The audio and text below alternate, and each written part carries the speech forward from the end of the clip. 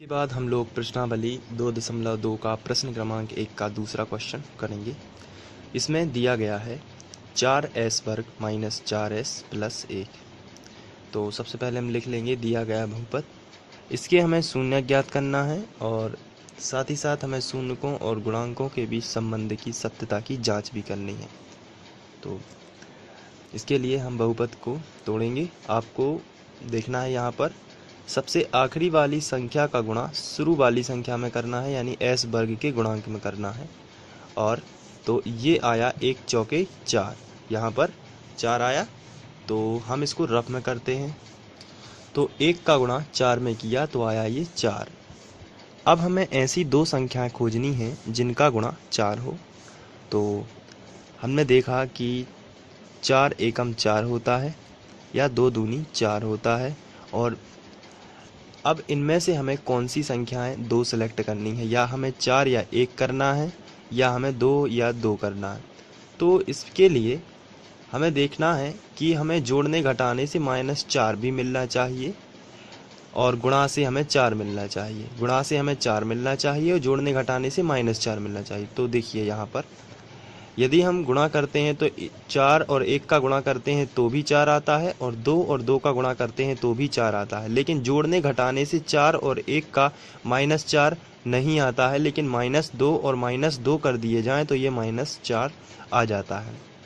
तो हमारी संख्याएं होंगी -2s -2s। चूँकि जो हमारा क्वेश्चन है वो s में है, इसलिए हम संख्याएं s में मानेंगे। यदि हमारा क्वेश्चन x में होता तो हम लोग यहाँ पर लिखते -2x, लेकिन क्वेश्चन हमारा s वाले समीकरण में दिया गया है, s वाला बहुपद है, इसलिए हम इसे मानेंगे s और s। तो हमारी संख्याएं होंगी -2s -2s। इस तरीके से आप इसको लिख सकते हैं। तो यहाँ पर हम लिखेंगे 4s वर्ग और इसकी जगह पर हमने जो संख्याएं सेलेक्ट की हुई हैं उनको लिखेंगे -2s -2s प्लस 1, इस तरीके से। अब आप यहाँ पर देख रहे होंगे 4 पद हैं, 1 2 3 4। तो आपको इन दोनों पदों में से अलग कॉमन निकालना है और इन दोनों पदों में से अलग कॉमन निकालना है। आइए देखते हैं कैसे। यहाँ पर इन दोनों पदों में से आप देखते हैं कॉमन ऐसी चीज़ निकालना है जो दोनों के पास हो। कॉमन ऐसी संख्या, ऐसा पद निकलता है जो दोनों के पास होता है। यहाँ पर 2 है और यहाँ 4 है, तो 2 उभयनिष्ठ हम निकाल सकते हैं, क्योंकि 4 में भाग चला जाएगा 2 का, तो हम 2 उभयनिष्ठ निकाल सकते हैं। और इसमें साथ में s भी इसके पास है और इसके पास भी s है। हम इन दोनों की बात कर रहे हैं केवल।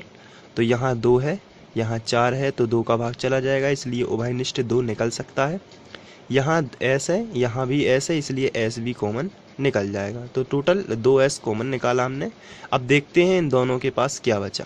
तो हमने 2s कॉमन निकाला, तो यहाँ हो गया 2 दूनी 4। कितने बार गया? 2 बार। तो आप यहाँ कितना लिखोगे? 2 2 दूनी 4। साथ ही साथ यहाँ पर s स्क्वायर था, यानी कि s वर्ग था।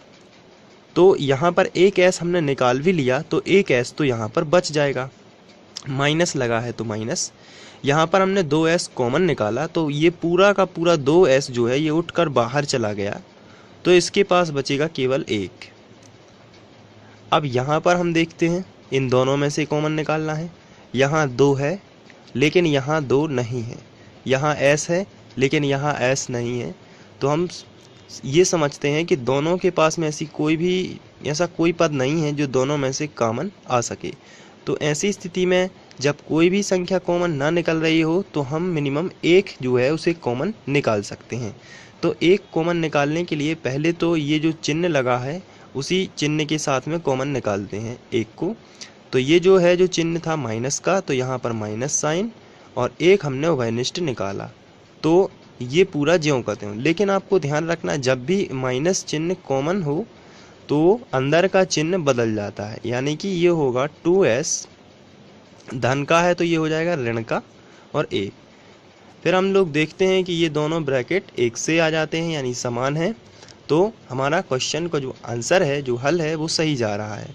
अब इसके बाद इन दोनों में से हमें ये 2 बार लिखा है तो इसको 1 बार लिख लेते हैं, 2s - 1 और जो बाहर लिखा हुआ है इसको ब्रैकेट में लिख लेते हैं 2s माइनस 1। तो ये इस बहुपद के गुणनखंड आ जाते हैं। गुणनखंड आने के बाद हम शून्य ज्ञात, चूंकि हमें शून्य ज्ञात करना है इसलिए हम इसके बराबर में 0 लेते हैं, दोनों कोष्टकों के बराबर में 0 लेते हैं। तो हम लिखेंगे यहाँ पर इम्प्लाई z का चिन्ह और 2s माइनस 1 बराबर 0 या 2s माइनस 1 बराबर 0। दोनों के बराबर हमने 0 ले लिया, इस ब्रैकेट के बराबर भी 0 और इस ब्रैकेट के बराबर भी 0 ले लिया।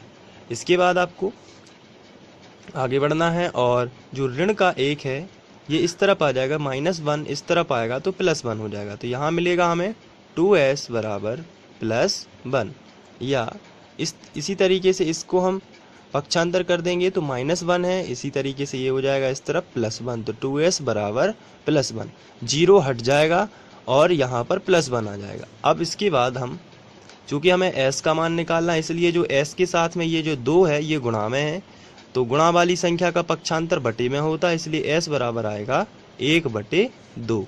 इसी तरीके से यहाँ भी आएगा s बराबर 1/2। तो यहाँ पर हमें शून्यक मिल चुके हैं, तो हम लिखेंगे अतः शून्यक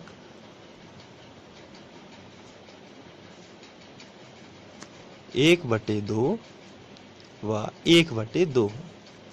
तो ये शून्यक है 2 1/2। अब यहाँ पर हम जांच करेंगे, तो हम साइड हेडिंग डालेंगे जांच। इसमें हम लोग शून्यकों का योगफल और शून्यकों का गुणनफल, दोनों फॉर्मूले जो मैंने पहले क्वेश्चन में आपसे कहा था याद करना है। तो यहाँ पर हम लिखेंगे शून्यकों का योगफल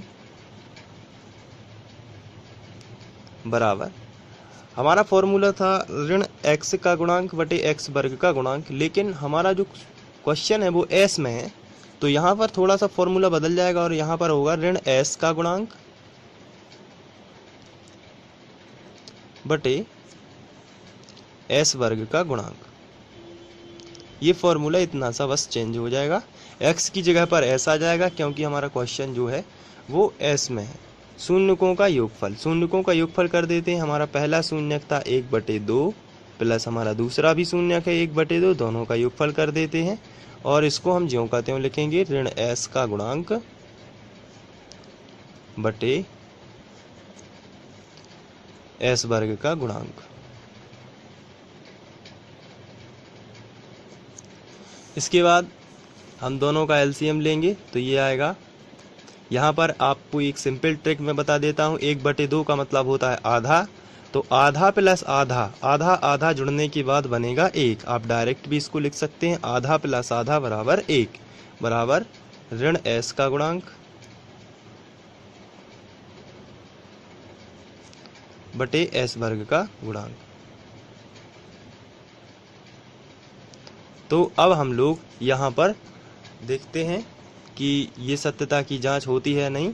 तो हमारा जो क्वेश्चन है वो हम यहाँ पर रफ में लिख लेते हैं और इसके बटे कुछ नहीं तो 1 कर सकते हैं। अब हमारा जो क्वेश्चन है इसको हमने रफ में लिख लिया है 4s वर्ग माइनस 4s प्लस 1। अब यहाँ पर ऋण s, इसको हम इस तरफ भी पहुँचा देते हैं। अगर इसको यहाँ से हटा के इस तरफ लगा देते हैं तो s का गुणांक जो है वो -1 है, लेकिन यहाँ पर s का गुणांक -4 है। तो हमने क्या किया, इसको हमने 4 से भाग दे दिया, पूरे समीकरण में 4 से भाग दे दिया। यहाँ भी हमने 4 से भाग दे दिया, यहाँ भी 4 से भाग दे दिया और यहाँ भी 4 से भाग दे दिया। तो यहाँ 4 और 4 कैंसिल हो जाएंगे, तो हमारा वही समीकरण हम इस तरीके से भी लिख सकते हैं s वर्ग, यहाँ भी 4 और 4 कैंसिल हो जाएंगे तो -s आ जाएगा प्लस 1/4। तो जो हमारा क्वेश्चन था उसको हम इस फॉर्म में भी लिख सकते हैं। तो इस हिसाब से यदि हम देखें तो s का जो गुणांक है वो कितना है, -1 ही माना जाता है यहाँ पर। तो इस तरीके से ये सत्यता की जांच होती है। और s वर्ग का गुणांक भी कितना है, 1 है। तो जो हमें क्वेश्चन में दिया गया है उसको थोड़ा सा फॉर्मेट करेंगे, किस तरीके से 4 से भाग देंगे और एक नया समीकरण प्रस्तुत करेंगे और उससे आपको तुलना करनी है। तो ये s का गुणांक क्या होगा, -1 और s वर्ग का गुणांक कितना हो गया, 1। अब हम शून्यकों का गुणनफल वाला फॉर्मूला लगाते हैं। शून्यकों का गुणनफल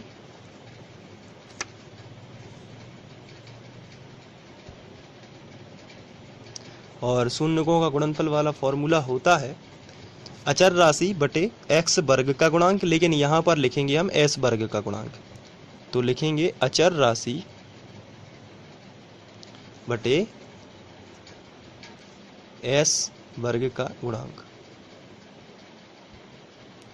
अब यहाँ पर शून्यकों का गुणनफल करेंगे तो पहला शून्यक हमारा था 1/2, दूसरा शून्यक था 1/2 बराबर ये फॉर्मूला ज्यों का त्यों इस तरफ का अचर राशि बटे s वर्ग का गुणांक।